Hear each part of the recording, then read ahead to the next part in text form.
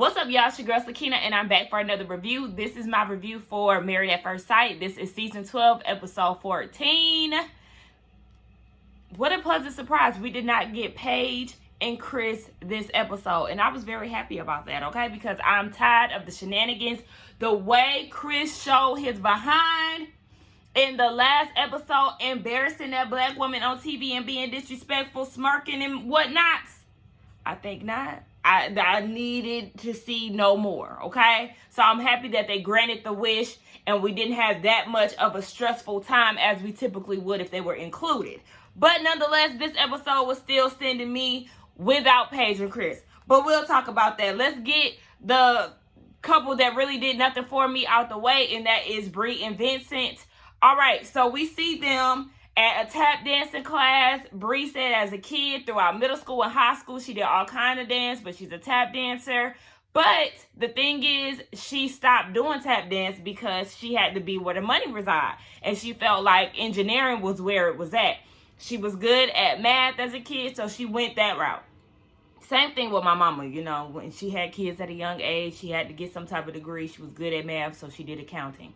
Nonetheless, yeah, she's doing engineering, so she just wants to give Vincent a glimpse of what her childhood looked like, and she wants their kids to make decisions based on, I guess, their passion and not necessarily being on the straight and narrow like she was. Now, this episode is based on the childhood and parent meetups and all of this stuff, so just keep that in mind. Vincent was like, let me see what you got working, you know, give me a little tap dance, and I was very unimpressed. I'm just gonna be very honest. She said that as a child she was insecure, you know, the black girl blues of being a dark-skinned girl. So she said that, you know, she kind of compared herself to others and she didn't feel confident and pretty, but dance pulled that out of her around the age of 16. So she started to build her own confidence and realized that she is enough. So she wants to bring her kids up with the same confidence. So she also told Vincent, baby, don't kids no time soon, okay? So don't be expecting that, because yeah. And you can see in his face, he was like, what do you mean? Like, oh, so you still on that? Yeah, she's still on that. Don't listen, you're gonna have to wait. We see Dr. Pepper. She is doing follow-ups with everybody in regards to the questions that they had and all of that. So she wants to see, are y'all really talking this through or not? And if y'all not, we're gonna talk about it today. So they get into the topic of Vincent's sleeping habits and, you know, did they compromise on that? And I'm just like, this is really not that big of a deal. Brie is really not trying to compromise with that. She feels like, look, you and your phone, if you stay out your phone and go straight to sleep, then you can wake up early. And it's not that big of a deal, girl. Like I said, just handle your business. Like, I understand you may want to eat breakfast with him, but maybe he ain't a breakfast person. Obviously, he ain't that worried about breakfast if he want to sleep in. Girl, leave it alone. And he said that he feels judged by her. He doesn't want her to think that he's lazy. Girl, let it be. Oh, I'm being nosy, y'all. My folks outside. But you can tell in the conversation, I don't know if y'all noticed, but Vincent was gripping the pillow like he was getting frustrated. I said, oh, girl, you better calm down, because he might flip the switch, girl. He gonna be pissed off. Girl, you better stop. Dr. Pepper was like, oh, y'all should just alternate days. And I was like, no. Like, if he want to sleep in, just let him sleep in. Fuck trying to, oh yeah, you know, Monday, Tuesday, Wednesday, you can sleep in. Thursday, Friday, Saturday, we got to get up early. Like, they get into the topic of childbirth. She does want kids, but she's just fearful. You know, her health complications and all of that. They talked about the idea of adopting, and I felt where Vincent was coming from. You know, he said that he just doesn't know, and I prefer him to be honest about that than to say, yes, I'm down with adopting, and then they adopt a child and you're treating the child different because it's not your biological. So, you know, we see them later on at a bodega, so you can get some of Vincent's background. The food definitely looked good. And what else happened? He grew up poor. His daddy wasn't there. Daddy wasn't there. To take me to the fair.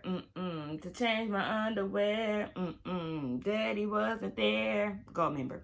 But yeah, it explains his seriousness about money and his concerns and stuff, because, you know, when you come from a poor background and you finally get money, it's kind of like you want to hold that money for dear life. But there is some things that he needs to change, because I understand where he's coming from, but I understand, you know, Brie still wanting to go on dates and stuff like that. It doesn't have to be expensive dates, because sis, you was doing doing a little most last week. But, you know, just, you still gotta court her, sir. Yeah, we ain't about to be chilling in the house all day. Anyway, I feel like I spent way too much time on them than I needed. Let's move on to Hayley and Jake.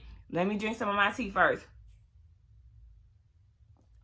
Anyway, we see them at the batting cage, and Jake sucks, okay? He keep missing the balls. He talking about, oh, yeah. Well, first he said that the ball was whimsing past his head, and I took that as the ball was going too fast, right? So then he blames it on the ball was going too slow. 60 miles per hour was too slow for him. Okay, I forgot to mention, too, Hayley said that she got there before him just to kind of, you know, practice her skills. She used to be a softball player and stuff. I said, is it that serious? That's like one thing that I noticed. Like, throughout this episode, I did start to realize, like, the actual flaws that Hayley has. One, she's super competitive. And, you know, she was, you know, giving a little cute little back and forth with him, you know, on some competition shit. But I was like, you better stop laughing at him, girl. He's going to get mad, because y'all seen that he got a little attitude when he lost the bumper cars or whatever the hell, the go-karts. So I was like, you might want to stop, because he's going to get salty. He said that it was like a metaphor, or it was symbolic to the relationship. It's too slow and they missed the mark and all of this. Okay, so Hayley starts talking about her childhood, and he wasn't really engaging that much. He was trying, like, you can tell he was trying to put some effort in, but it was still a no for me. Hayley and her winning situation, like, it was not that deep to me, and that was the thing for me. Like, girl, calm down. And then they shared pictures. Now they did because they went putt-putting, or the little golfing thing or whatever. So yeah, she was like, really, like, I have to win. It's like, your competitiveness is not needed, girl. Calm down. She sees these throwback pictures of Jacob, and he got Daisy Dukes on, honey. I said, oh, I ain't got them shorts down, because I had some shorts on my bed like that earlier. Literally, like, you know how females, we wear the Daisy Dukes with the pocket hanging out? I'm leaving. And you're leaving? Okay, come give me a hug. I didn't hug Coco, but you gotta hug my dog now. she's under the bed now. Oh. Bye, mommy. Love I'll you call too. you as soon as we get there. Okay. Take care of my dog. I will. Bye, Cokie. She not really stingy for real. Come on, mommy. Yeah, he got to go. My mom is going out of town, y'all, so I told her to come tell me bye before she leave. But yeah, he wearing them Daisy Dukes, okay? And I was like, with the pocket, you can see the pocket at the bottom of the jean. I said, and his legs are toned as hell. I said, your legs look like a woman's legs, like, to be honest. They look like a thick, toned woman's leg. But, yeah, Hayley was turned off. You could already tell. She was just like, why are you wearing that? And that was for business. Your job didn't say anything about that. And I would be wondering the same thing. Like, yeah. He said that he does notice that, you know, she doesn't like things like that. But it's him. He's embracing it. And you can't do nothing but respect that, right? Now, they start writing a letter to themselves, the younger selves. And they had to, you know, get real vulnerable with each other and whatnot. So we see Jacob. He get done writing his, and he looked like he about to cry, right? I was like, ooh, okay, he done wrote something real deep. Like, he's in a reflecting state. Like, you could tell he had a lot on his mind. But I was wrong, because this is what he said. He said, don't be a bitch, embrace adversity, and thanks for not quitting football.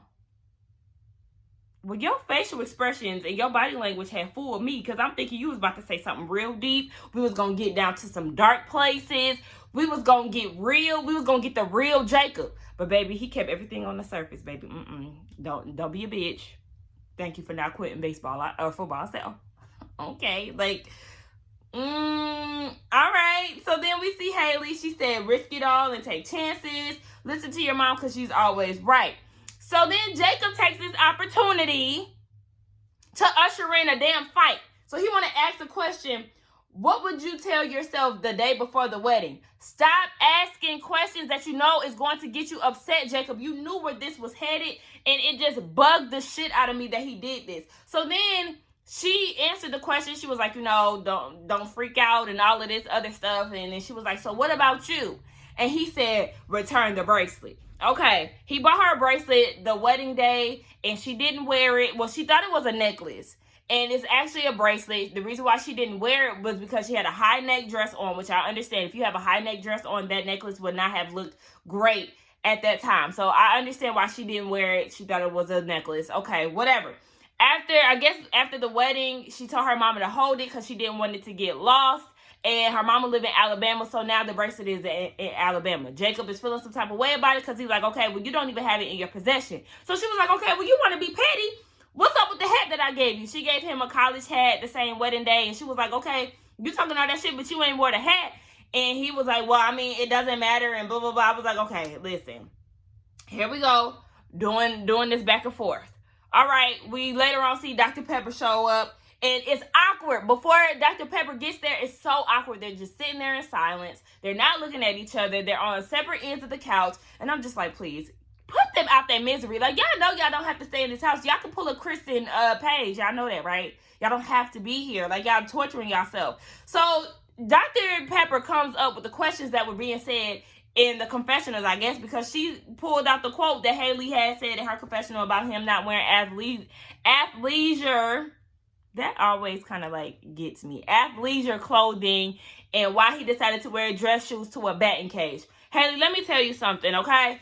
Y'all at a batting cage. Y'all are not playing baseball where he has to run around. Y'all standing in one place.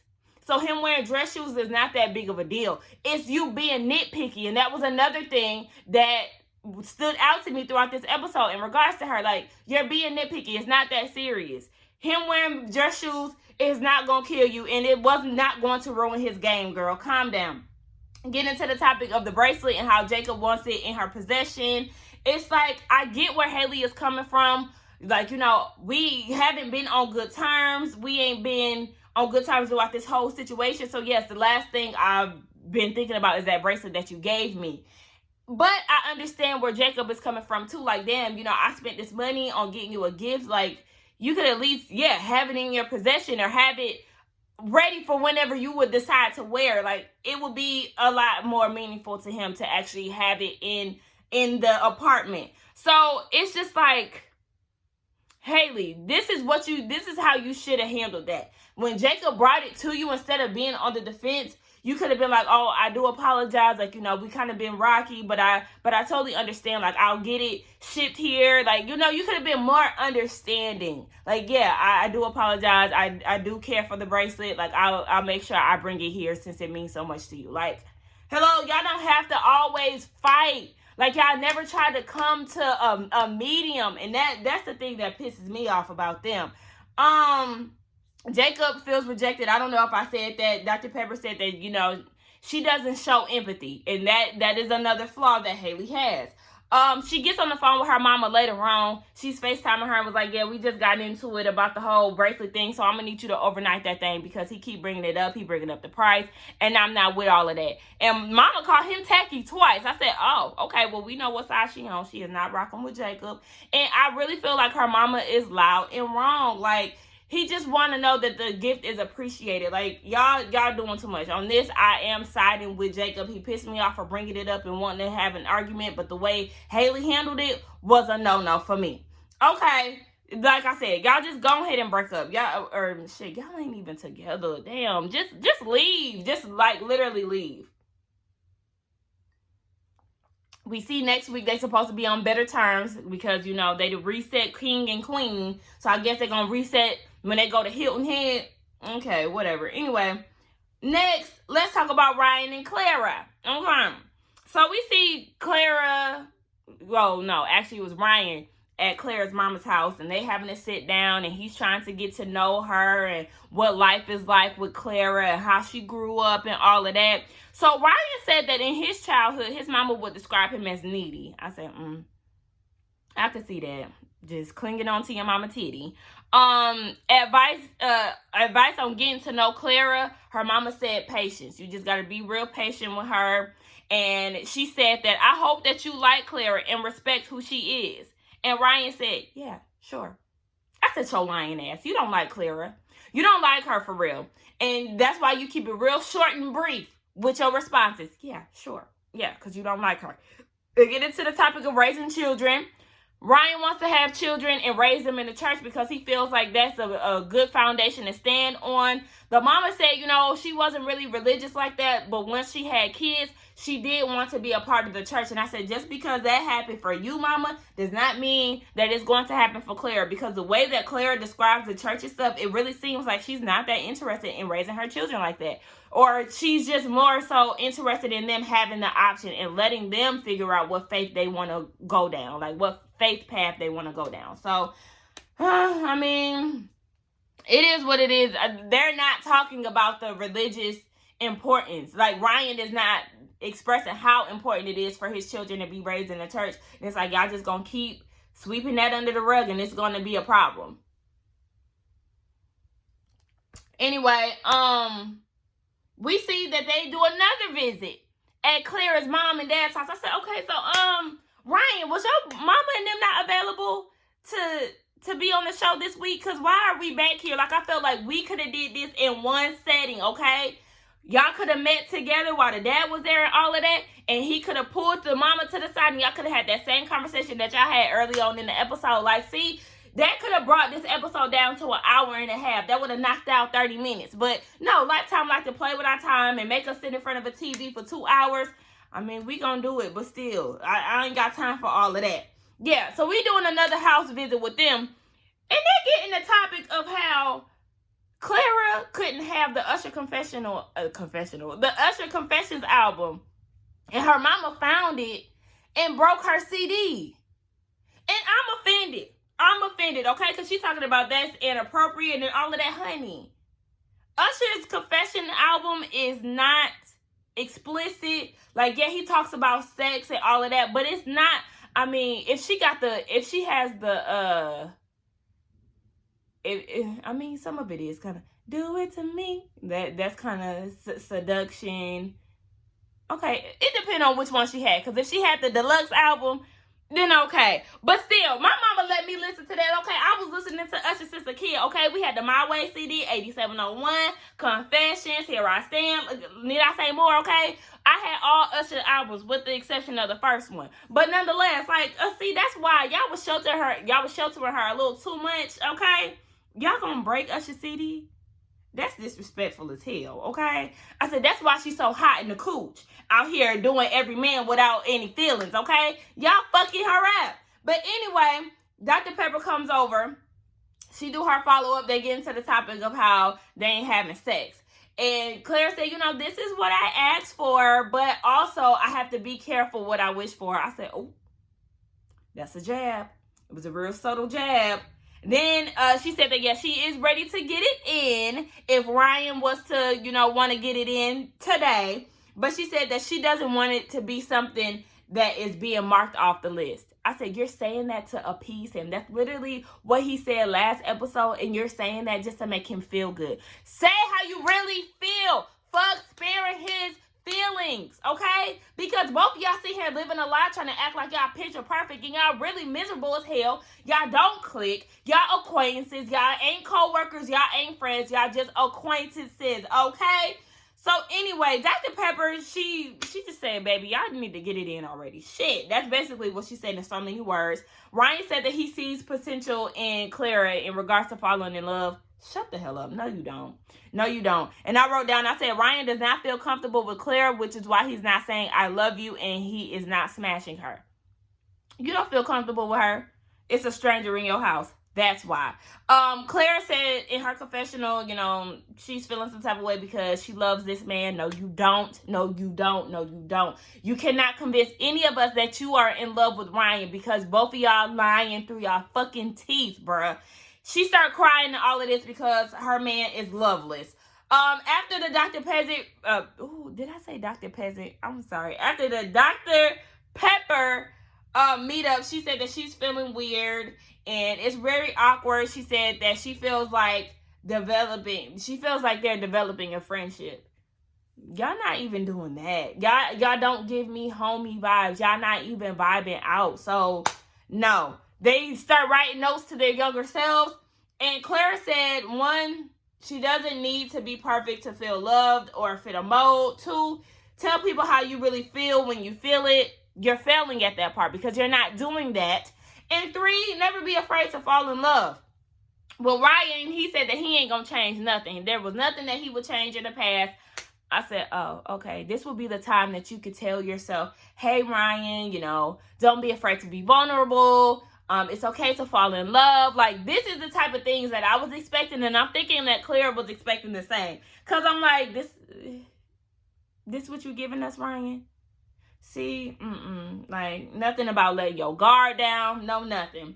I said, Clara need to stop bottling in the feelings that she has. Like, stop doing that, because eventually you are going to blow up on him, which we really would prefer you to do. Like, we need you to do that ASAP. Like, girl, just keep it real with his ass. Cuss him out. Tell him that you ain't about to be, you know, giving him head and all of that, and he better put his face down there, or ain't none of that shit going down. Like, girl, use your pussy power. Like, I mean, shit, that really ain't gonna do much for him because they ain't really getting it in. But girl, put your foot down. Bottom line is what I'm trying to say. Let's get into Virginia and Eric. We see them down at Eric's parents' house. They live in Coweta County. Anybody from Georgia know that that's Noonan. So they probably from Noonan. Supporters. Anyway, of Trump. He seemed real bothered by Virginia comparing his little patches or whatever that he was getting as like Boy Scouts patches. And I was like, why do you seem so bothered by that? Like, was I the only one who peeped that? Like, okay. As the stories go on with his childhood, Virginia seemed very fuckless. She was not worried about it, okay? And then she starts to cry because she's like, I'm putting in effort getting to know your mama, your sister. Like, I talk to them on a daily, and you have done nothing to reach out to my family. I said he's not doing this because he don't care. Like, he's only worried about you getting a relationship with his mama and them. That's the reason why he hasn't taken it a step further to try to reach out to your family. Because he don't give a damn about what your family thinking, honey. It is very one-sided, and I can understand why she feels some type of way about that. But we see later on he calls her dad on FaceTime, and they're having a conversation, and he apologizes for not reaching out, and he was saying, you know, I was only focused on trying to get us together.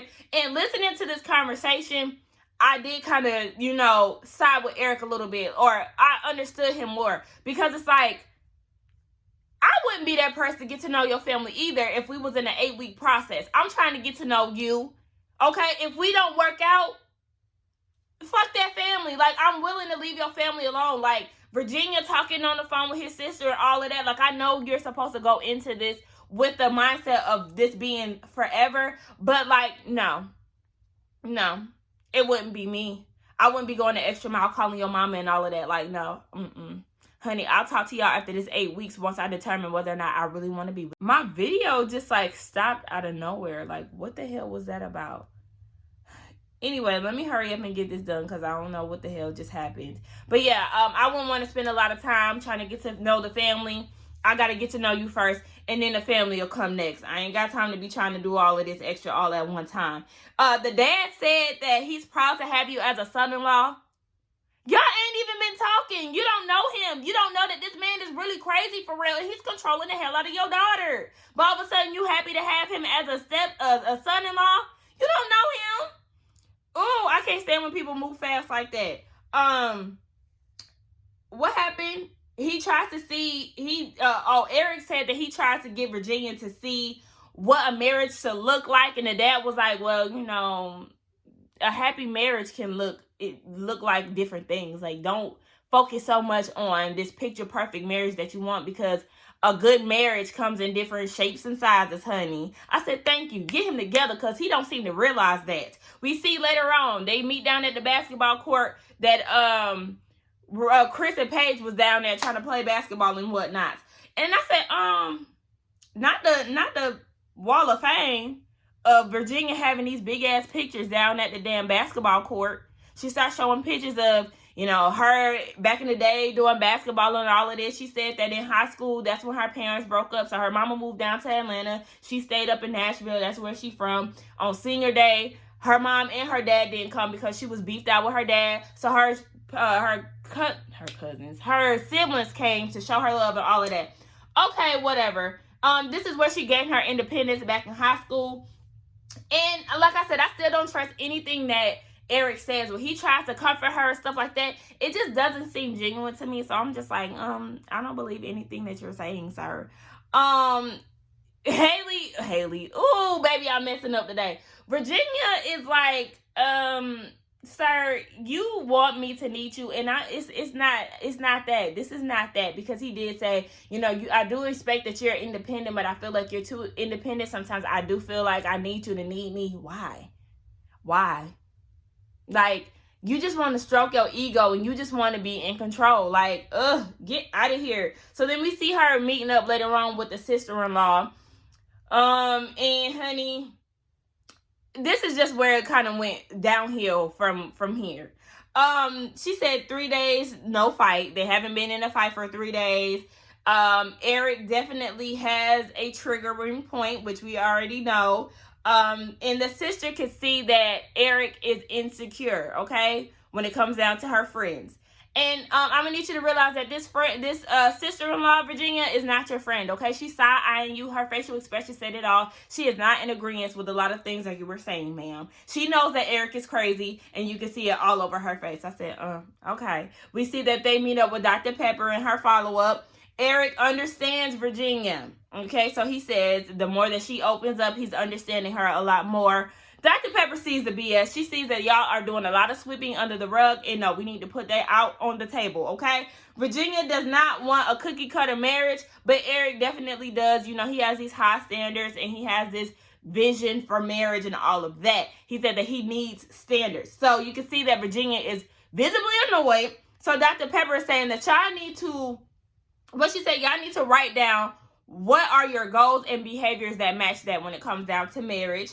And then, oh my gosh, y'all, this shit got me. Okay, so we see that Dr. Pepper leaves and Eric goes and grabs her.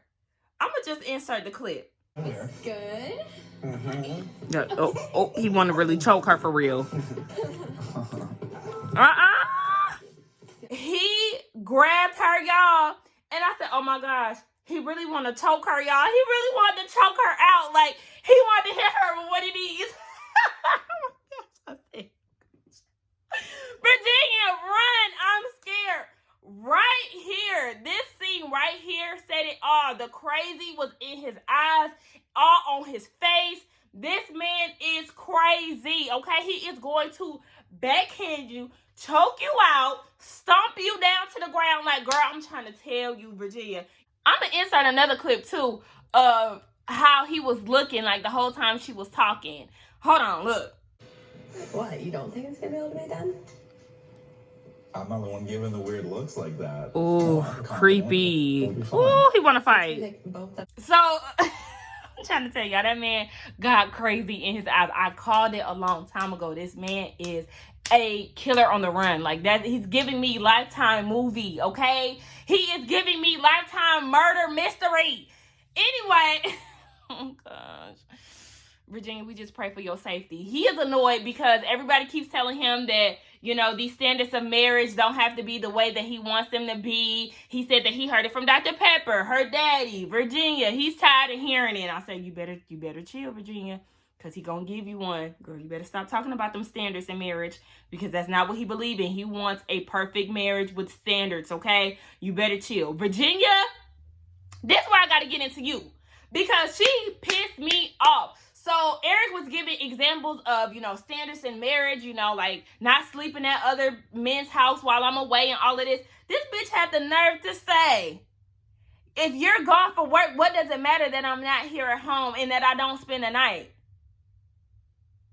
So you so hell-bent on spending the night with Cole and them, why don't you go be with them? Why don't you be single, bitch? Because obviously you don't see any wrong in what you're doing. You're married now. It's called respect for your husband. That's what it's called. I don't want to be sleeping at my best friend's house. I don't give a fuck about none of that. I'm married now, and I want to always reassure my husband that there ain't no funny shit going on. So yes, I'm gonna bring my ass home every night. Like, girl, do you not understand that? There's other ways that your relationship can be more open and free, but this is not okay with your husband. So yes, you should at least give him the decency to switch that up, because it's not that serious. So what if I was hanging out with Cole and them and I'm super drunk and it's raining? You'll feel some type of way. Yes, I would. Yes, I would. Like, she keep creating these damn scenarios just to justify her wanting to spend the night with Cole and them. And it's really disturbing to me. Like, yeah, bitch, go be single. Go be single, okay? Go roam the street with your thugs, okay? And get the fuck on, because you and Eric are not going to work. Y'all have way too many differences, and y'all don't have the same views and outlooks on life. So y'all need to hang it up. I already know they're going to say yes on decision day because they fake and phony too, but it's not going to last long. And I feel like, Virginia, you need to leave right now, because if you stay after the decision day, I'm telling you, once them cameras go down, he's going to start backhanding you. Bet money. Like, I'm trying to tell y'all, we're going to see Eric and Virginia on E! News, on TMZ, on Fox 5, on Channel 2 Action News. Like, I'm trying to tell y'all. He even said it in the previews for next week. Like, he don't like how he treat her on camera. Girl, We keep trying to tell you, Virginia, you need to run right now. But anyway, that was my thoughts on this episode. It really wasn't much. I feel like I gave y'all a long review, and it really wasn't even needed because it was kind of dry, but Eric and Virginia sent me through it. Anyway, let's get down in the comments and talk. Don't forget to like, comment, and subscribe to my channel, and I will see y'all in the next one. Bye.